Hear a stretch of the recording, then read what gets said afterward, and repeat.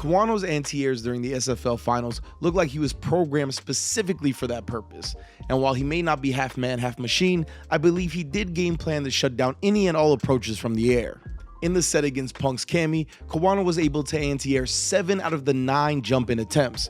This success came from prioritizing a specific spacing that stuffed jump-ins consistently, as well as almost never opening himself up to getting whiff punished. Rather than playing in ranges where his normals could get caught by Punk's ground game or dive kick timings, he chose to lean on a masterful fireball plan. Poking at spots just outside the range of Cammy's powerful normals, Kawano harassed with projectiles, but was careful to switch up the rhythm constantly. This establishment of fireballs, along with these buffer-like movements to fake the projectile, resulted in several jump attempts that were almost all anti-air due to Kawano never falling into a predictable pattern. His spacing was so pinpoint accurate that even attempts at shallow dive kicks to bait out DP still got clipped. He also structured sequences so that if jump dive kick was a response, he'd be able to beat it.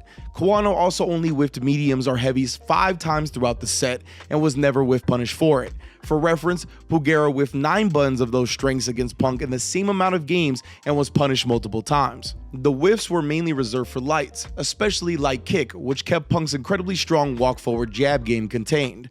And instead of attempts at spacing traps or taking his turn with an immediate button upon advantage, Kawano chose to wait or backdash and continue to prioritize countering dive kicks. However, when Kawano was up against Psycho's Kimberly, whose shallow elbow travels less distance than Cammy's shallow dive kick, DPs were baited out successfully, something Punk used as well to find a hit early on in the final set.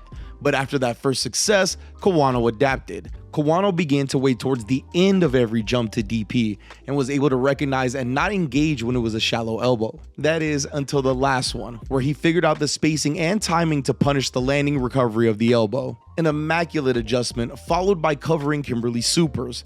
Dash up OD fireball beats level 1 and dodges level 2, allowing a punish as well. He was willing to put himself down to 1 bar of drive to call out wake up options that hadn't been used before that point. Truly a championship winning performance.